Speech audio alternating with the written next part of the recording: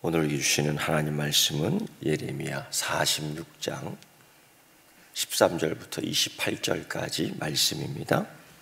간밤에 평안히 주무셨습니까? 하나님은 애굽에 대해서도 말씀하십니다. 오늘 우리가 예레미야 46장의 이 부분을 읽으면서 번쩍 생각이 나야 될 것은 무엇이냐면, 하나님이 세계를 다스리고 계시는구나.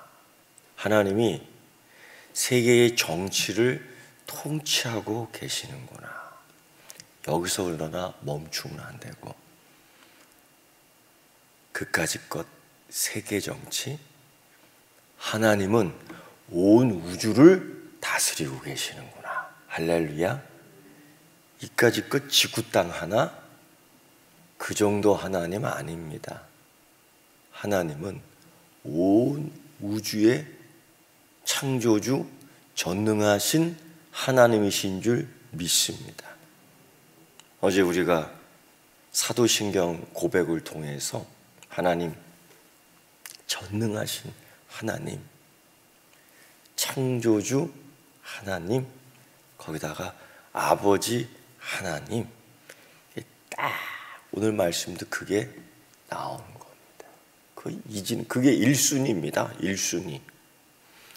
하나님이 온 우주를 다스리는데, 우주의 온 그 별들의 운행 하나하나에, 길 하나하나에 그 길을 누가 만들어 낼 수 있겠습니까? 그 시간 하나하나를 어떻게 교차로, 빨간불, 파란불, 노란불, 그거 어떻게 맞추겠습니까? 그거 안 맞추면 우주의 대폭발이 그냥 일어나는 거예요. 그걸 하나하나 맞추는 거예요. 그 가운데 지구 땅 요거 하나. 하나님이 그런 가운데 그 시대에 바벨론과 애굽, 유다, 그 정치, 그 시대에 발생하고 운행했던, 일어났던 그 모든 일들에 대하여 하나님이 통치하고 계신다. 그런 가운데에 유다가 그렇게 의지했던 애굽, 찬송에 보면 내가 늘 의지하는 예수, 내가 늘 의지하는, 내가 늘 찾고 있는, 이게 이렇게 돼야 되는데 아직도 정신을 못 차리고 눈에 보이는 것만 의지하고 옛날의 습관처럼 송아지 들고 날뛰던 것처럼 애굽에 자꾸 의지를 하는 거예요. 당시 애굽의 대표적인 우상은 힘센 황소였습니다. 아피스 신이라고. 그 모세 시대 때도 그들이 그 우상, 그 송아지 우상을 만들어서 들고 다니며 날뛰었는데, 그게 어디에서 나왔던 우상의 습관이냐면은 애굽에서 나온 거거든. 그리고 나서 이들이 다시 애굽으로 돌아가는 거예요. 하나님 그거 제일 싫어하는 건데. 그 출애굽 경로를 봐서도 알지만은 그들이 조금만 힘들고 어렵고, 아니 그들이 조금만 지 마음에 안 든다고 그냥, 그럴 때는 버릇처럼 습관처럼 나오는 게 뭐예요? 애굽으로 돌아가자. 이게 여러분 죄의 습관이에요. 거기서 즐겼던 욕정들, 거기서 즐겼던 희락들, 그 하나님이 주신 것이 아닌 자기들끼리 만든 건데, 지금도 보면은 그거 의지하겠다는 거예요. 근데 하나님께서 예레미야에게 이때 다시 애굽에 대하여 말씀하셔요. 지금까지는 유다에 대해서 말씀하셨지만은 애굽에 대해서 말씀하셨어요. 근데 애굽에 대해서 말씀하실 때에 암송아지, 송아지 이런 얘기가 많이 나와요. 그건 애굽을 비유하는 겁니다. 그 애굽은 그 아피스라는 황소를 우상으로 섬겼어요. 그거 다 하나님이 쇠파리 때 아주 동원해서 그냥 이 송아지 몸에 쇠파리 때가 그냥 따닥따닥 붙었어요. 그 생각해 보세요. 그러면 그 송아지가 아무리 힘센 소라도 그냥 괴로워서 귀때기 꼰다리 막 이러면서 괴로워하는 거예요. 여러분 그런 거 동물의 왕국에서 봤죠. 그렇게 하겠다는 겁니다. 애굽에 대해서.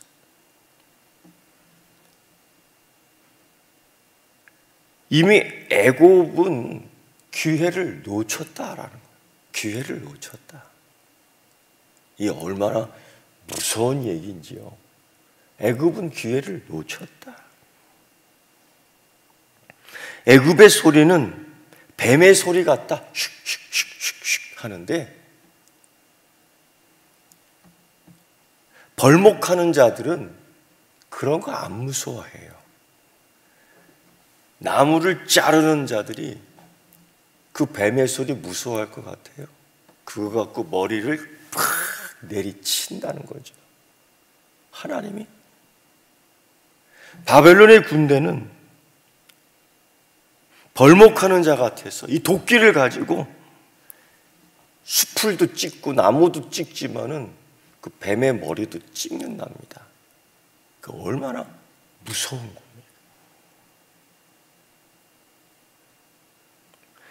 그런데 이 애굽을 하나님이 치시겠다. 누구를 통해서? 바벨론으로. 그래서 세 차례 바벨론 군대가 옵니다. 601년, BC 601년, BC 588년, BC 568년. 그러니까 이게 이스라엘 그 유다 땅을 점령하고 난 뒤에 내려온 거예요. 차례차례 내려온 겁니다. 세 차례에 걸쳐서. 그래서 하나님께서 이런 것들을 보면서 뭘 깨닫기를 바라느냐? 첫째, 내가 늘 의지하는 예수. 찬송만 입술로만 그렇게 고백하는 게 아니라 우리는 항상 하나님 의지해야 되는 겁니다. 물론 돈도 있어야 되고 지금 같은 경우는 가을 옷이 있어야 되겠고 신발도 있어야 되겠고 집도 있어야 되겠고 자동차도 있어야 되겠고 근데 이거는 내가 의지해야 할 것들이 아닙니다. 있으면 편리한 것들이지. 근본적으로 내가 하나님을 의지한다. 근본적으로 하나님을 의지한다. 이게 다짐하고 다짐해야 될 것. 두 번째로, 하나님께서는 이 세계 정치도 통치하고 계시는구나. 아무리 강한 그 시대의 나라들에도 하나님의 도구일 뿐이야. 아무리 강했던 그 애굽도, 자칭 강하다고 했던 애굽도 하나님이 이렇게 꽉 치시니까 아무것도 아니에요. 거기에 따라서 우리가 여기 붙었다 저기 붙었다 하는 거 아니야. 아니에요. 우리는 항상 말씀에 붙잡혀 있어야 되는, 하나님을 의지하는 그 믿음과 삶이 일치돼야 될 줄 믿습니다. 세 번째, 놀라운 것은 그럼에도 불구하고 27절, 28절의 말씀을 보면 내 종 야곱아 두려워하지 말라. 내 종 야곱아 놀라지 말라. 내 종 야곱아 무서워하지 말라. 내 종 야곱아 너를 두렵게 할 자가 없다. 그 위로의 말씀, 그 상황 속에서도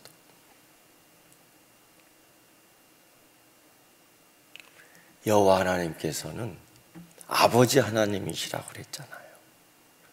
그 상황, 그 환경이 어떠한 것에도 그 자녀를 위한 아버지로서의 책임을 다 해주신, 그들이 언약을 어겼을지라도 단 결코 무죄한 자로 여기지 아니하시라. 징계하시겠다. 그러나 여러분, 이 징계가 벌로서 끝나는 게 아니에요. 이 징계가 아픔으로서 끝나는 게 아니에요. 이 징계는, 이 벌은 무엇을 위한? 회복을 위한, 다시 돌아오게 하기 위한 하나님의 또 다른 은혜의 방법이다라는 겁니다. 고로 여러분, 우리의 이 삶 속에서 굳이 이러한 징계, 결코 무죄한 자로 여기지 아니하리라, 이러한 것들을 우리가 계속 반복할 필요가 없는 거예요. 오늘도 예레미야 46장을 읽으면서 누구를 의지해야 하는 건가? 누구를 바라봐야 되는 건가? 여러분, 보니 유혹되는 것도 참 많고, 유혹하는 것도 많고, 유혹하고 싶은 것도 많고, 이거 다 베버려야 되는 거예요. 싹둑싹둑. 하나님께서 이 바벨론을 벌목하는 자로 얘기하면서 그들이 필요로, 그들이 의지했던 이 모든 것들을 싹둑싹둑 잘라버리는 거예요. 그러면서 우리가 정말 역사를 통치하시고 세계를 통치하시고 우주를 관리하시니 하나님을 믿고, 지금도 이 시간에 이러한 것들로 우리가 두려워 떠는 것이 아니라 하나님께서 움직이시는, 하나님께서 작정하시는 그 하나님의 섭리, 그거를 깊이 발견하기 위해서 애를 쓰는 성도가 되어야 될 줄 믿습니다. 우리의 할 일. 두 번째는 우리의 믿음. 하나님은 나의 창조주 아버지 되시는데, 오늘 말씀처럼 그 와중에서도 내 종 야곱아 두려워하지 말라. 이 포로된 땅에서 너희를 구원할 거다 약속해 주셨습니다. 이 약속 믿고 우리 하나님 아버지의 은혜를 구할 수 있는, 그래서 그 은혜를 받아 회복되는, 오늘 하나님께서 약속하셨어요. 회복되는 우리 귀한 서귀포교회 되기를 축원합니다. 기도하겠습니다. 하나님 아버지, 이 가을 이른 아침 하나님께 나왔습니다. 하나님 아버지께서 우리 인생을 주장해 주시는 줄 믿습니다. 머리털까지 세신 바 되었다는 하나님의 세밀한 돌보심을 믿고 의지합니다. 주님, 오늘 하루의 일정도 주장하여 주옵시고 책임져 주시옵소서. 그리고 우리는 보는 것 많고 보이는 것 많지만 하나님 바라보며, 마치 그때의 불기둥과 구름기둥을 보며 걸었던 것처럼 우리의 믿음이 오직 하나님을 바라보며 걷는 주의 자녀들 되게 하여 주심을 감사드립니다. 예수님의 이름으로 기도드리옵나이다. 아멘.